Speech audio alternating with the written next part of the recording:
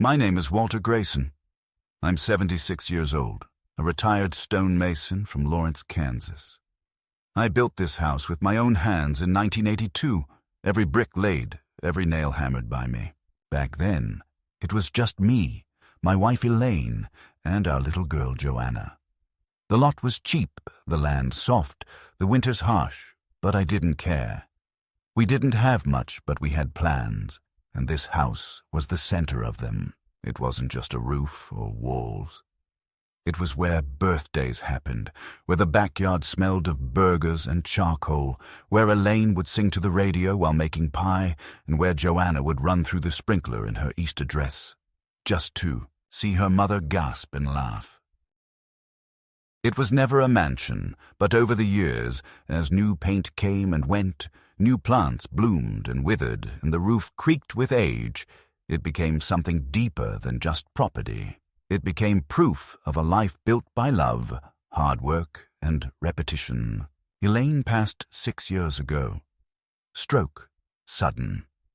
I found her in the kitchen, halfway between the fridge and the stove, a tub of margarine still in her hand. Just like that. Here, then gone. The ambulance came quickly, but there was nothing to be done. I stood on the front porch watching the paramedics roll her away, and I remember thinking, this house is too quiet now. It's not made for one. In the weeks after her passing, I thought about selling many times. The house was too large, the heating bills too high, the yard too demanding. But every time I got close to calling a realtor, I'd open a drawer and find one of Elaine's recipe cards, or smell her perfume faintly on the pillow, and I couldn't do it. I didn't want a condo. I didn't want senior living. I wanted familiar floors under my feet and the same sun filtering through the same windows we'd chosen together in '82. The silence hurt, but I wore it like a second skin. For a time, Joanna visited every couple of weeks, bringing over a store-bought pie or a new photo of my grandson, Cody. She would always talk about work, how hard things were, how expensive everything had become, how stressed she and Ethan, her husband, were. I listened. That's what fathers do. I didn't say much, just nodded, offered coffee, warmed up whatever casserole I'd made too much of. I knew she didn't enjoy being in the house. Said it smelled like old paper and old memories. But she came until she didn't. Then the call stopped. I left messages, got no reply. Birthdays came and went. Holidays passed. When I called Cody to congratulate him on making honor roll, he sounded surprised I even knew. That was 3 years ago. And then, just like that, 2 years ago, she called me out of the blue. "Dad," she said, "we need a place to stay. Just for a while." There'd been a foreclosure. Ethan's business had collapsed. The economy, they said. Cody's school was still in the district, and they didn't want to uproot him. Could they move in? Just for 6 months, maybe less. I didn't hesitate. "Of course," I said. "Bring whatever you need." I cleared out the guest room. I even fixed the leaky shower. I was glad, not just to help, but because for the first time in years, there'd be voices in the house again. And for a while it was good. Cody, already a teenager, barely spoke to me, but he was polite enough. Ethan mostly kept to himself, always glued to his laptop in the den. Joanna tried to be warm. She cooked a few meals, reorganized the kitchen. Badly, I thought. But I didn't complain. I was grateful for company. The silences shrank a little. We watched TV together sometimes. I stopped going to bed right after dinner, but months passed, then a year, then 2. And the temporary stay started to feel like a quiet occupation. Little things changed. My old recliner disappeared from the living room. "It's too bulky," Joanna said. "We're trying to keep it minimal." Elaine's paintings were taken down and replaced with abstract modern pieces, Joanna said made the room feel lighter. One day I came home from the pharmacy to find my old tools in the garage boxed up, labeled Donate. "You're not using them anymore, Dad," she said when I protested. "Why let them gather dust?" It was hard to argue with, but something about it felt like erasure, like someone slowly repainting a memory until nothing of the original was visible. Even the dinner table changed. We used to say grace. Elaine always led it. A quiet pause before eating, but now it was rush and noise, cell phones buzzing, Cody watching something with earbuds in. When I asked if we could eat in silence, "Just once a week," Joanna laughed. "We're not in the 50s anymore, Dad." I didn't push, but I stopped joining them most evenings, quietly microwaving my meal and eating in the breakfast nook alone. And still, I didn't say anything. It was my house, but I had begun to feel like a guest. No one told me what was happening. Things just disappeared, changed, adjusted. My coffee maker was replaced with some sleek European machine I didn't know how to use. My bathroom towels were replaced with thinner, color-matching ones that didn't dry properly. My newspaper subscription was cancelled. "Everything's online now," Ethan said. "No need to waste paper." But I liked my paper. I liked ink on my fingers. I liked circling the crossword with a pen and reading obituaries like Elaine used to. It wasn't about news, it was about ritual. I asked once about when they planned to move into a new place. Ethan said, "Soon." Joanna said nothing. Cody didn't even look up. That was the moment, I think, when it truly sank in. They weren't planning to leave. I was no longer the host. I was being tolerated in my own home, but I still told myself it would pass. Maybe if Ethan found another job. Maybe if Cody graduated early. Maybe they'd find something affordable, and I'd have my quiet back. Maybe. But then came the night at dinner. The night that changed everything. It was a Tuesday night in early March, the kind of evening when the Kansas wind howls low through the cracks in old window panes and makes the trees groan against the eaves. The thermostat was stuck at 70, but the corners of the house still breathed a quiet chill that always made Elaine pull on her thick wool cardigan, the one with the wooden buttons and the smell of dryer sheets. And I guess, out of habit, I still wore mine too.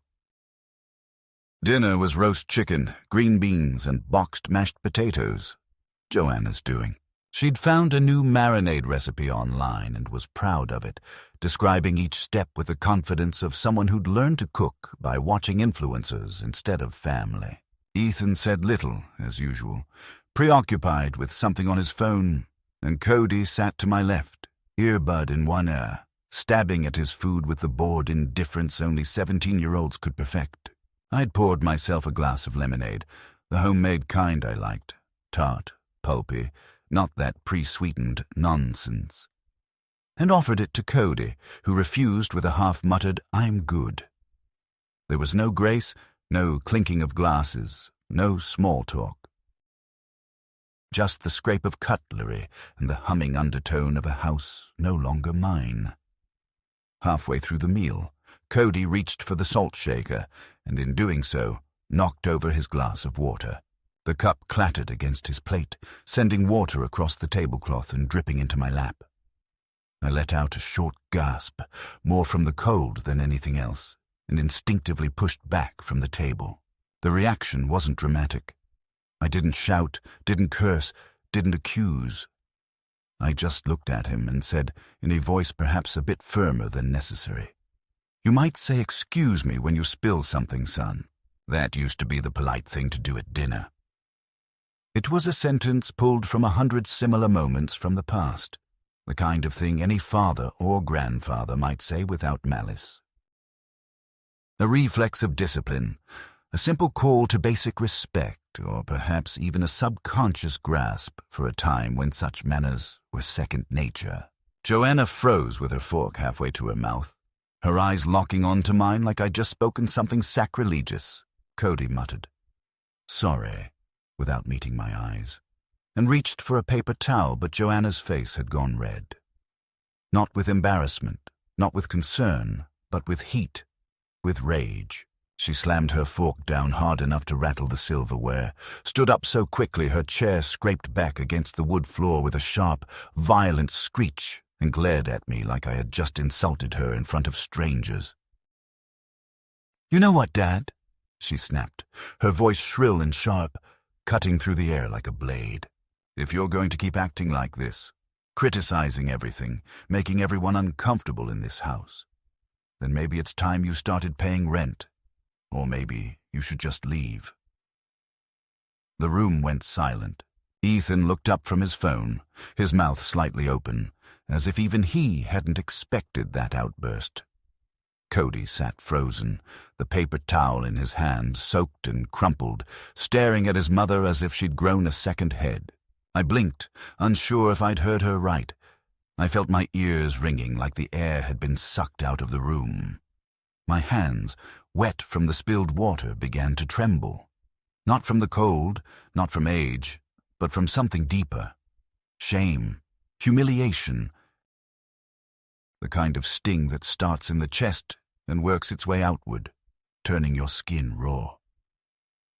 I looked at Joanna, my daughter, the baby girl whose knee I once bandaged, who I taught to ride a bike, whose crayon drawings I'd once hung proudly on the refrigerator. She was standing over me now, arms crossed, eyes full of contempt. "Excuse me?" I asked, my voice low, more incredulous than angry. "You heard me," she snapped again, still standing. "This is our home now too, and frankly, the way you've been acting, sulking around, judging everyone, treating Cody like a criminal for being a teenager, it's exhausting. You either start contributing like the rest of us, or you find somewhere else to live." We've been more than patient. It was the word "our" that caught me, our home, as if the title deed had shifted in the night, as if the decades of mortgage payments, of pipe repairs, of hauling drywall and laying tile, as if all of that had dissolved into irrelevance the moment she moved back in with her problems and her assumptions. I stared at her and realized in that moment that something fundamental had shifted. There was no coming back from this. It wasn't a slip of the tongue, not a moment of stress or frustration. It was truth. Her truth. She no longer saw herself as a guest or a daughter or someone temporarily in need. She saw herself as an owner, as a keeper of rules, someone entitled to dictate terms under my roof. Ethan cleared his throat. "Joanna," he said gently, but she cut him off. "No, I'm serious. He's been making this house toxic for months, always with the sighs, the side comments, the back-in-my-day crap. I'm sick of it." She turned back to me. "I've been patient. I've taken care of you. We've taken care of you, but we can't keep living like this." I opened my mouth to respond, but nothing came. Not because I didn't have words, but because I didn't know which ones would matter anymore. I wanted to say that I hadn't asked for care, that I'd kept the lights on, paid the property taxes, maintained the lawn, and made every mortgage payment until it was mine, and mine alone. I wanted to say that I'd welcomed them, fed them, given them safety and space and silence in their time of need. But somehow they had rewritten the story, and in their version, I was the dependent, the burden, the dead weight dragging them down. Joanna didn't sit back down. She picked up her plate, walked it to the sink, dumped the rest of her chicken in the garbage, and rinsed it clean, as if the conversation had ended, as if nothing more needed to be said. "Dinner's over," she muttered, not to anyone in particular, and walked out of the room. Ethan followed a few moments later, silent, hands in his pockets. Cody gave me a glance, unreadable, somewhere between pity and guilt, and stood up too, mumbling something about homework. I remained seated for a long time. The water on my slacks had dried, leaving a faint mark. The food was cold. The room was darker now, the overhead lights not quite enough to keep the shadows at bay. and for the first time since Elaine died, I felt like I didn't just live in a lonely house. I lived in a house that no longer wanted me.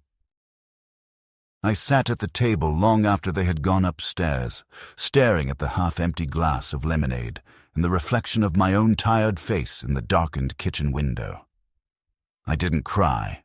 I didn't yell. I just sat, the words echoing in my mind on a loop that wouldn't stop.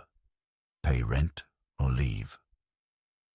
The next morning began like any other, though the silence in the house felt newly sharpened, like something cold pressed against the skin. I got up before dawn, as I usually did, fixed myself some oatmeal the way Elaine used to, with cinnamon and too much butter, and sat alone in the breakfast nook, watching the sky lighten through the half-drawn blinds. Upstairs, I heard the dull rhythm of footsteps, the thump of water pipes, and Cody's music leaking faintly through the ceiling. But no one came down. No one joined me. It was as if dinner the night before had sealed me off from the rest of the house, like a door quietly but permanently clicked shut. I washed my bowl, left the spoon in the sink, and went out to the porch.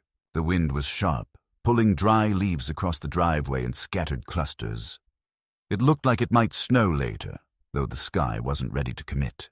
I sat on the porch swing that Ethan once called a relic, its chains creaking under my weight, and wondered how long I'd left before they tried to remove it, too. Around noon, I tried to find Joanna to ask about the internet password. They had recently changed it without telling me. But she wasn't in the house.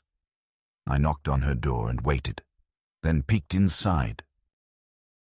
The room was a curated showroom of someone else's life. Clothes folded in unfamiliar ways, lotions and glass bottles on a dresser that once held Elaine's framed photo, which was now gone.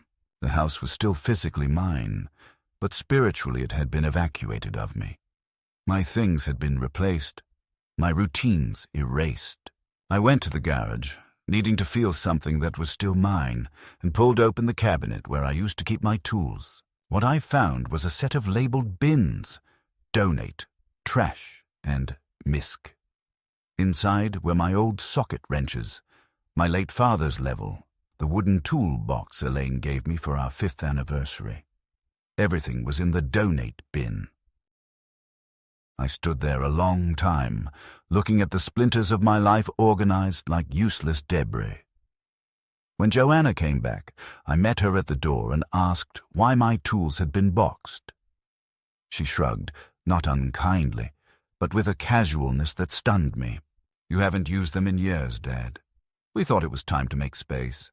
Cody needs somewhere to store his weights." I almost laughed.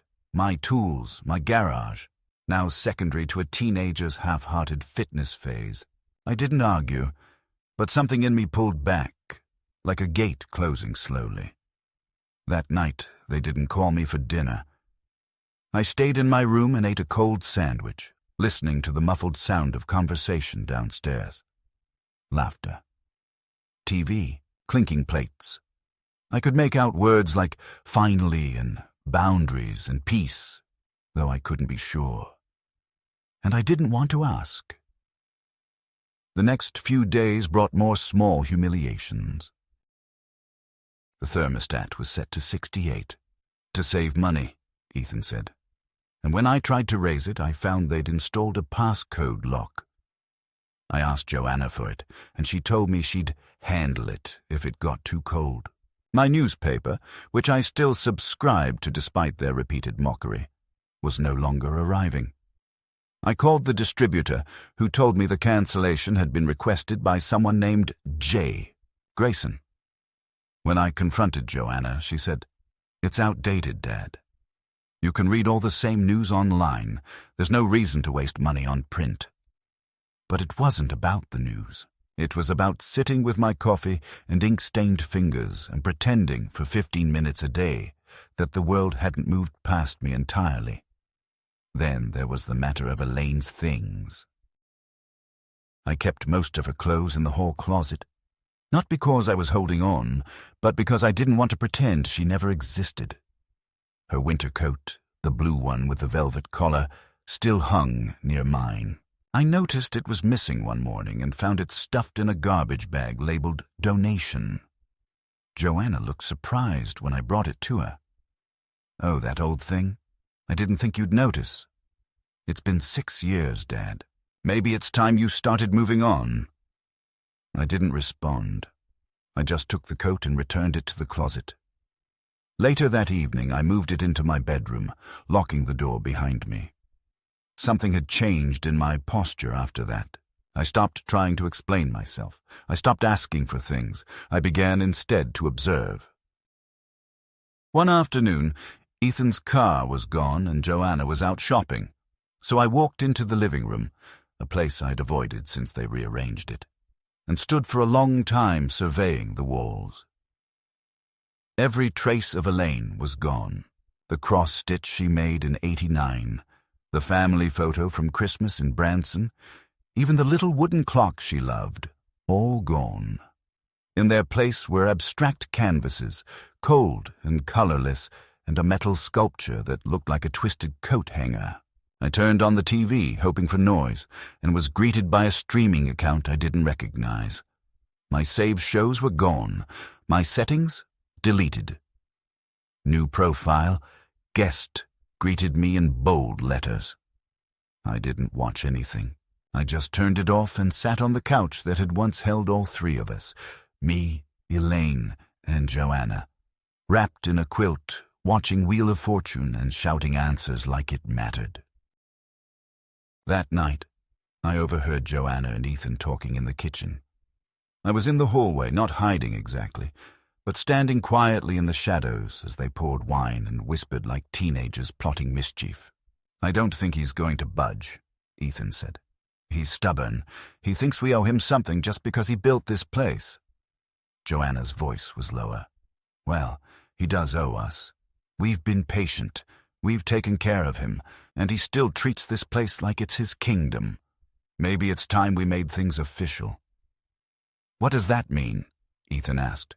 "We can't just kick him out." There was a pause. Then Joanna said, "No, but we can make him want to leave." I backed away before they noticed me, heart pounding. So it was intentional. The thermostat, the newspaper, the disappearance of my belongings.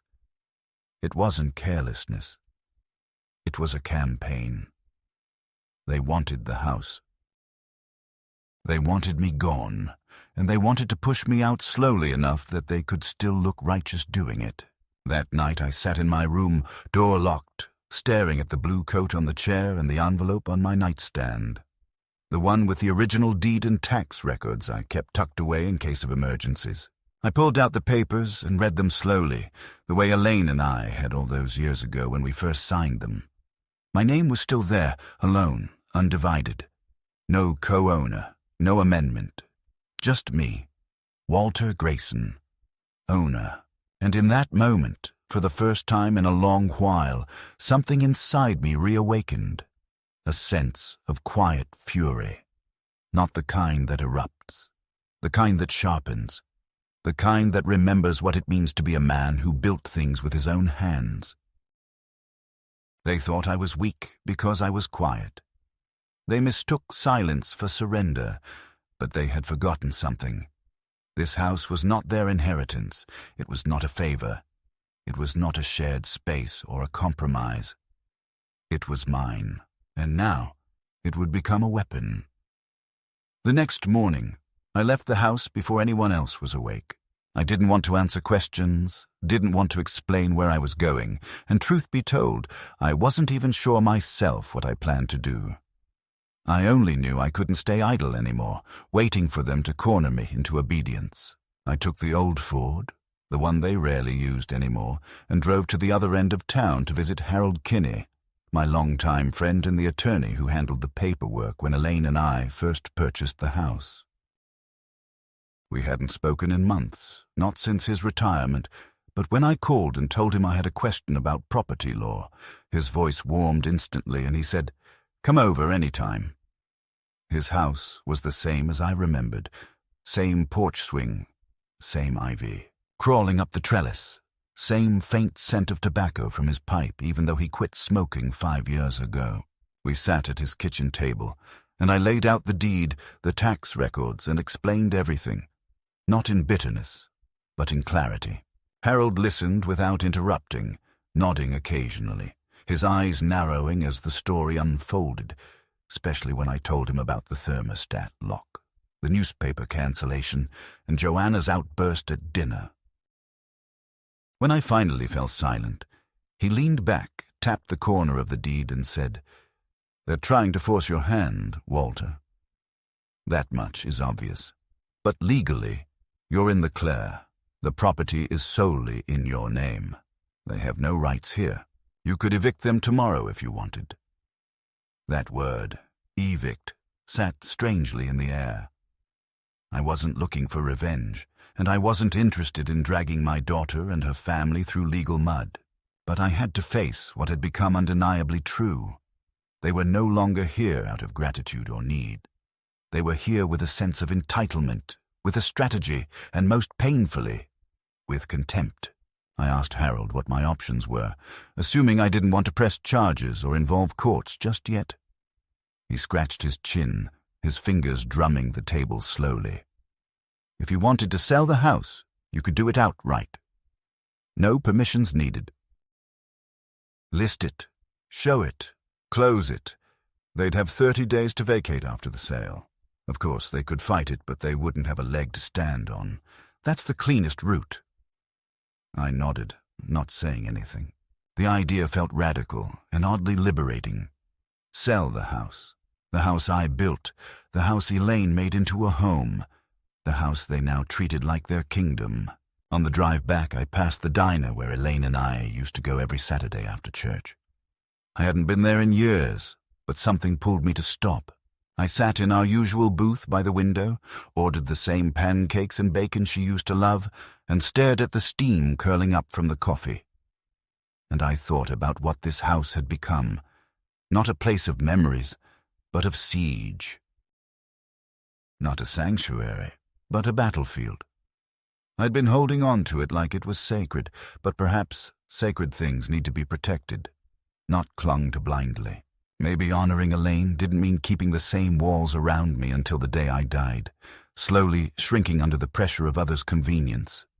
Maybe it meant choosing peace, even if it came wrapped in change. When I returned home, there was a note on the kitchen counter, scribbled in Joanna's quick, clipped handwriting. "Please remember to use coasters.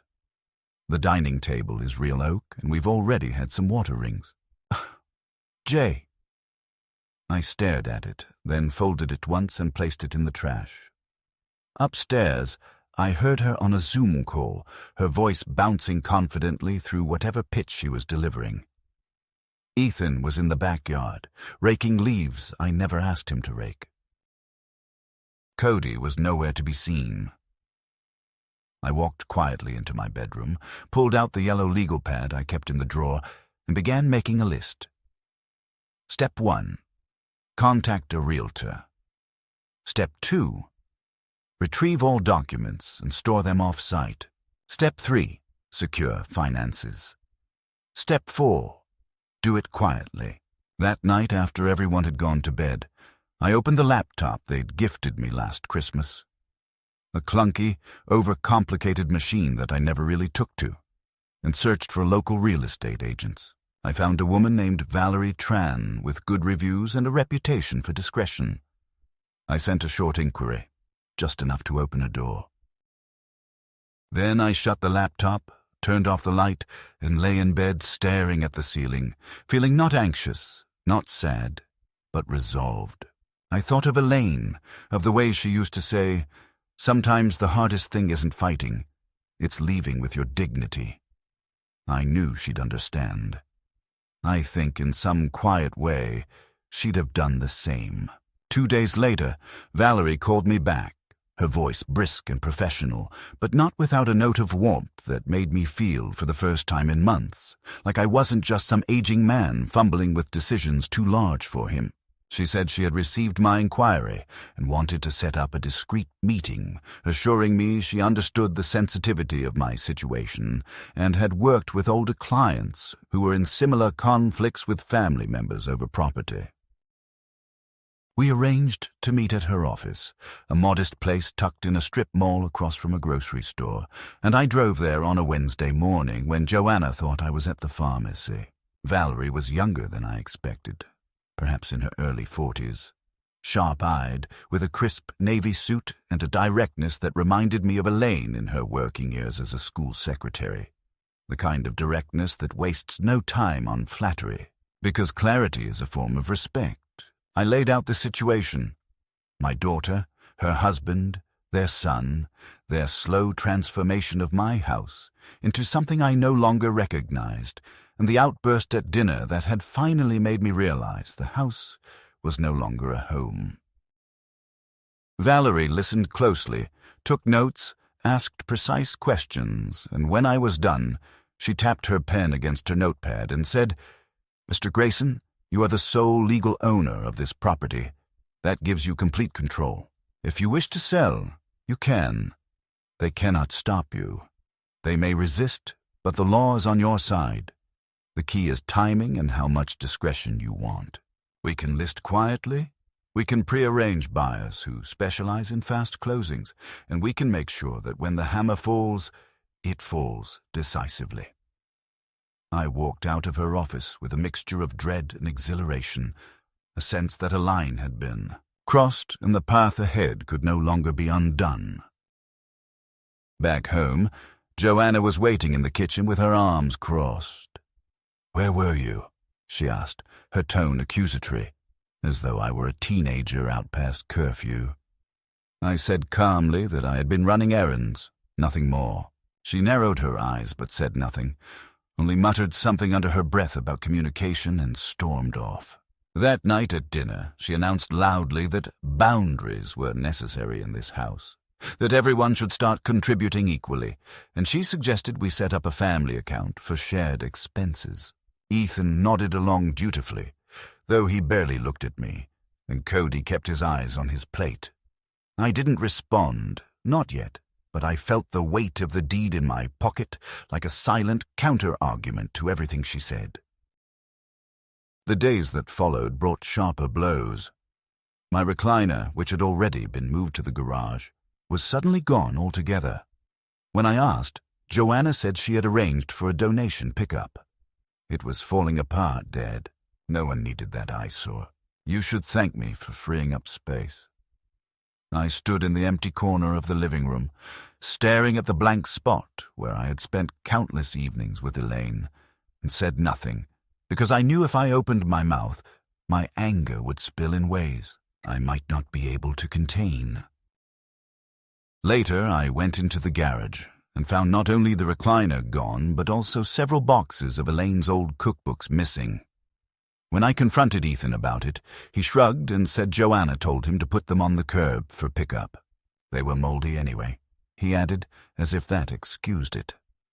What cut deepest, however, was what happened with Cody. I had always thought of him as distant, but basically good-hearted. A boy caught in the whirl of modern distractions who still had some gentleness buried under the layers of teenage detachment. One evening, after Joanna scolded me for leaving a light on in the basement, "Do you have any idea what electricity costs these days?" she said, though I had paid every bill since they moved in. I overheard Cody in his room speaking to a friend on the phone, his voice carried through the vent. "Yeah, my mom's trying to get rid of him. She says he's losing it. Honestly, it'd be easier if he just left. He's always in the way. And the house would be ours. Basically, we could finally fix it up." I sat on the edge of my bed, staring at the floor, my chest tightening as though someone had wound a rope around it. My grandson, the boy I had carried on my shoulders through county fairs, the boy I had bought toy trains for every Christmas, the boy who once fell asleep against my chest while I read him stories, now saw me as an obstacle, a nuisance, a barrier. Between him and what he thought of as his inheritance, it wasn't even about family anymore. It was about property, about ownership, about possession, and I was the problem. The next morning, I drove back to Valerie's office with the papers and told her I was ready. I wanted the house appraised, listed, and prepared for sale as quickly as possible. She looked at me carefully, as though weighing whether I was acting out of anger or reason, and when she seemed satisfied that my decision was settled, she said she would arrange everything. She asked if I wanted to inform Joanna and Ethan first. I told her no. They would find out when the process was already too far along to stop. Valerie nodded, understanding the necessity of surprise. When I came home that evening, Joanna was waiting again, this time with a bank brochure in her hand. "We need to add your accounts to a joint arrangement," she said, her voice firm but almost rehearsed. "It'll make things easier in case something happens. You're not getting any younger. What if you forget to pay a bill? What if you make a mistake? We can handle things for you." She slid the brochure toward me, tapping the line where it explained convenient joint access. I pushed it back. "No," I said simply. Her face hardened instantly. "Why not?" "We're only trying to help. Do you think we're out to get you?" I looked at her and said with all the calm I could muster, "I don't think I know." For the first time in years, Joanna was speechless. She stormed out of the room, slamming the door so hard the picture frames rattled. 2 days later, Valerie came by for the appraisal. She walked through the house with a clipboard, professional and brisk, and I followed her quietly, while Joanna and Ethan sat on the couch, pretending to watch TV but glaring at us every time we passed. When Valerie left, Joanna rounded on me. "What was that? Who is she? What are you doing?" I didn't answer. I just went upstairs and closed my door. The silence that followed was thick and charged, the kind of silence that comes before a storm. That night, long after midnight, I heard them arguing downstairs. Ethan's voice was harsh. "You can't push him like this. He's not senile. He knows exactly what's going on. If he sells the house, we're screwed." Joanna's voice came back sharper, almost frantic. "Then we need to make him look like he can't handle it. If we can show he's losing it, we could get control. We could petition for guardianship. I've read about it. It happens all the time." My hands clenched around the blanket. They weren't just trying to nudge me out anymore. They were planning something worse. A legal maneuver to strip me of my own name, my own independence, my dignity. I knew then that whatever hesitation I had left, whatever sentimental loyalty was holding me back, had to end. They weren't protecting me. They weren't even pretending anymore. They were strategizing, scheming, plotting to take from me what I had built and what Elaine and I had preserved. They thought they could corner me into weakness, into silence, into surrender. But they had underestimated one thing.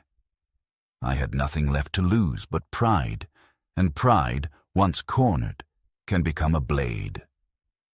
The next morning, I called Valerie and told her I wanted everything accelerated. No slow listings.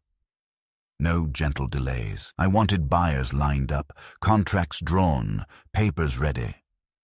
I wanted this house. The house I'd built with my own 2 hands, the house Elaine filled with laughter, the house they now corrupted into something unrecognizable. Sold, finalized, gone. And when it was gone, so too would be their illusion of control. For the rest of that week, I played the role of a quiet old man, shuffling about, nodding at Joanna's lectures, ignoring Ethan's dismissive sighs, smiling thinly at Cody's muttered remarks. They thought I had bent. They thought I had given up. But inside, I was already gone, already free, already watching the walls of this house prepare to close around them, not as a gift, but as a trap. Because when the papers arrived, when the sale was signed, when the new owners came with their moving trucks, Joanna would have no choice but to pack her things and leave.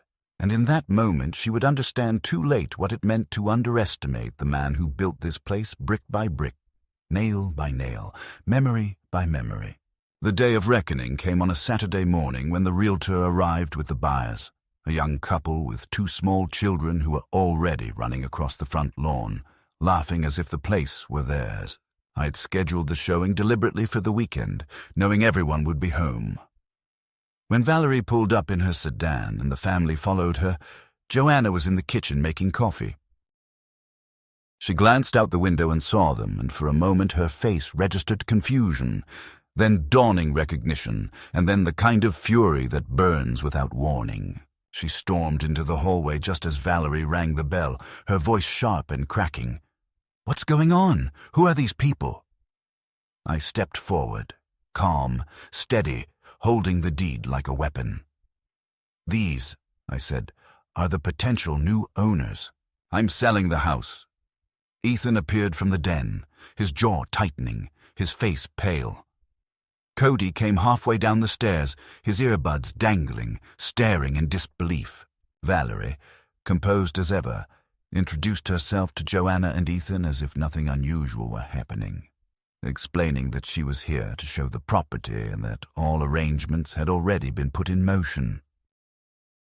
Joanna turned to me, her voice shrill, trembling with rage. "You can't do this. This is our home. You can't just throw us out like this." And I answered her with the quiet finality of someone who had prepared every syllable. "This was never your home. It was mine, and you made it unlivable. You asked me to pay rent. Consider this my payment. I am selling it, and you will have 30 days to find somewhere else." The buyers walked through the house, their children darting into rooms that once held Elaine's voice and laughter, while Joanna trailed behind them, sputtering protests, trying to block doors, insisting there was some mistake. Ethan tried to maintain a veneer of civility, muttering about legal action, but Valerie silenced him with a crisp explanation of the deed, the ownership documents, the rights of sole proprietorship. Every word she spoke made Joanna's face twist further, until finally she turned on me, her voice breaking with fury and desperation. "How could you? After everything we've done for you, after all the patience, the care, the sacrifices, we took you in, and this is how you repay us." For a moment, I almost laughed at the inversion of truth, the way she had rewritten the story until I was the dependent and she the benefactors, but I kept my voice even. "You didn't take me in. I took you in. You came here because you failed, because you had nowhere else to go, and instead of gratitude you gave me contempt. Instead of respect you gave me ultimatums. You wanted me gone. Well, now you'll get your wish. You'll leave, but not with my dignity, not with my house, and not with the power you thought you had over me." Cody shifted uncomfortably, muttering something about not wanting to move, about friends and school, but Joanna silenced him with a glare, as if even in this moment her pride mattered more than her son's fear. Ethan tried one last tactic, pulling me aside near the staircase, lowering his voice to a conspiratorial tone. "Listen, Walter, we can work this out. You don't want to go through the hassle of moving at your age. Why don't we draw up an arrangement, transfer some things on paper, give you a comfortable stipend every month, and you can stay here in your own room until the end of your days. You'll never have to worry again. We'll handle everything." It was the clearest glimpse yet of their plan. Guardianship, control, financial stripping disguised as benevolence. And I felt something inside me harden like stone. I leaned in close and said, with deliberate clarity, "You mistake me, Ethan. I am not a man who needs handling. I'm a man who built this house, who buried his wife from this porch, who carried every debt and paid every tax. And I am a man who will not die as a guest in his own home. I am selling this place. You can take what dignity you have left and leave, or you can scream in the street like fools. It makes no difference to me." When the buyers left, Valerie assuring them she would follow up with paperwork, Joanna exploded. She screamed, shouted, hurled every accusation she could invent, about ingratitude, about betrayal, even about Elaine, saying things designed to pierce me, to make me falter. "Do you know what Mom said about you?" she shrieked. "She told me how lonely she was with you, how you never really understood her, how she wished she had more than the life you gave her." For a moment, those words cut through me like ice. But then I saw the desperation in her eyes, the way she threw them not as truth, but as weapons, twisting memory into poison. I straightened my back and answered, "Your mother loved me. We had 42 years together. Nothing you say can take that from me. You dishonor her by using her memory to wound me. That is your shame, not mine." She went silent for a moment, her mouth working but no words coming, and Ethan stood behind her, his hand on her shoulder, his eyes full of cold hatred. Cody vanished up the stairs, slamming his door, leaving us in the heavy silence of a house that no longer belonged to any of us. That night, the three of them confronted me in the living room. Joanna's voice was raw from shouting, Ethan's jaw tight with suppressed rage, Cody silent but clearly shaken. They demanded I reverse the sale, demanded I sign over partial ownership, demanded I admit I wasn't capable of handling things anymore. I sat in Elaine's old rocking chair, the one piece they hadn't dared to move, and told them, simply and without heat, "It's done. The sale will go through. You will have to leave." Ethan stepped forward, fists clenched, but Joanna held him back, her voice cracking into something almost pleading. "Dad, please, don't do this. We're family. You don't want to die alone, do you?" And for the first time, I smiled. Not with triumph, not with cruelty, but with a kind of weary clarity. "I've been alone since your mother died, but I would rather be alone in peace than surrounded by a family who treats me as a burden. You made your choice when you told me to pay rent or leave. I'm choosing now. I'm leaving you behind." The next morning, the papers were signed. The house, my house, the place I had built and preserved and endured in, was no longer mine. But neither was it theirs. It was gone to strangers who would fill it with new laughter, new photographs, new memories that had nothing to do with betrayal. As I packed my few belongings, Elaine's coat, a box of photographs, my father's toolbox, I felt not grief but release. The walls that once echoed with love had become heavy with bitterness, and by letting them go, I felt lighter, as though Elaine herself was telling me it was time. When I walked out the front door for the last time, Joanna was standing at the top of the stairs, her face twisted with fury and something close to panic. She shouted after me, "You'll regret this. You'll die alone, and no one will remember you."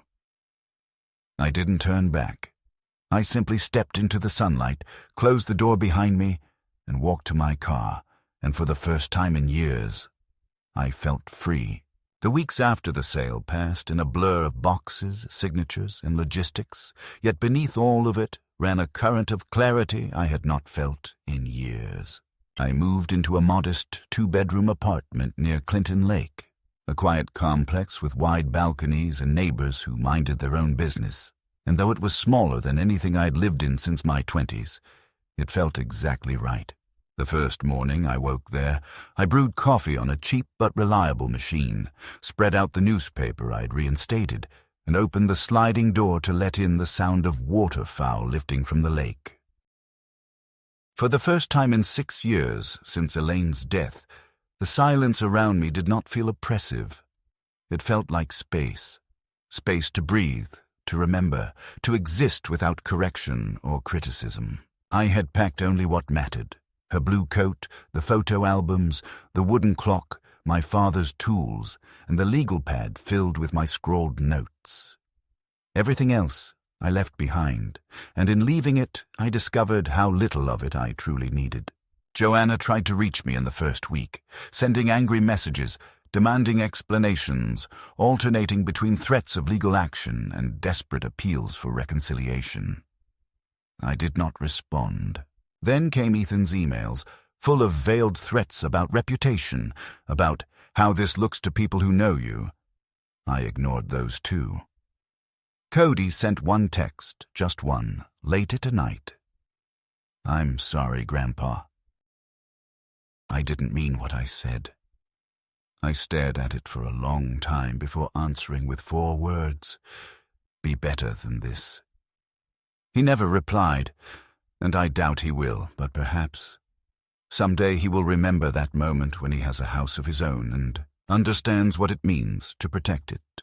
In the 2nd week, I received a letter in the mail from Joanna, handwritten, the first in years. Her words were messy, uneven, a blend of anger and pleading, accusing me of betrayal and selfishness while begging me to reconsider, to give them one more chance. At the end, she wrote, "Without this house, we have nothing, Dad. You've destroyed us." I folded the letter neatly, placed it in the drawer under the clock, and whispered aloud to the empty room, "No, Joanna. You destroyed yourself when you forgot what family means." I did not reply. I would not fuel the fire. Some silences are louder than any words, and mine would echo in her louder than shouting ever could. Life began to take a new shape. I joined a walking group at the lake, other men and women my age who moved slowly but laughed freely. I volunteered one afternoon at the local library, repairing bindings, something I had not done in decades but which felt natural in my hands. On Sundays, I sat in the back pew of a small church, not out of obligation, but because I wanted to hear the hymns Elaine once loved. I began to recognize a truth I had forgotten. Life does not end when children betray you, when homes are lost, when the past becomes unrecognizable. It continues, stubborn and insistent, offering chances for peace even in late chapters. One evening, as the sun bled orange across the lake, I stood on my balcony with a glass of lemonade. Real lemonade, tart and pulpy, and thought about Elaine. I thought about how she might laugh at me for selling the house we built, how she might tease me for being stubborn, but then I imagined her smile softening, her hand on mine, her voice saying, "You did what you had to do, Walter. You saved yourself." I felt her presence not in the walls I left behind, but in the air around me, in the quiet acceptance that she would have wanted me to live with dignity rather than rot in humiliation. The house is gone now, filled with new voices, new lives, and that is how it should be. I no longer drive past it, no longer haunt the street, no longer look for shadows of myself in the windows. It belongs to strangers, and in some ways that is the truest freedom of all, because what was poisoned has been buried, and what was sacred has been carried with me. Not in wood or brick, but in memory. Joanna may rage, Ethan may scheme, Cody may one day understand, or he may not. None of it matters now. What matters is that I chose. I was not pushed, not stripped, not erased. I acted. I left with my dignity intact, and in doing so, I reminded myself that a man, even an old man, still has the right to decide how his story ends. I sit now in a place that feels lighter, freer, more honest than any room I've known in years. My story is not over, not while breath still comes and mornings still arrive with sunlight spilling over water. But the chapter with that house, with that betrayal, is closed. I hold no illusions about reconciliation. Some wounds do not heal. Some truths, once revealed, cannot be hidden again. But I have found something better than reconciliation.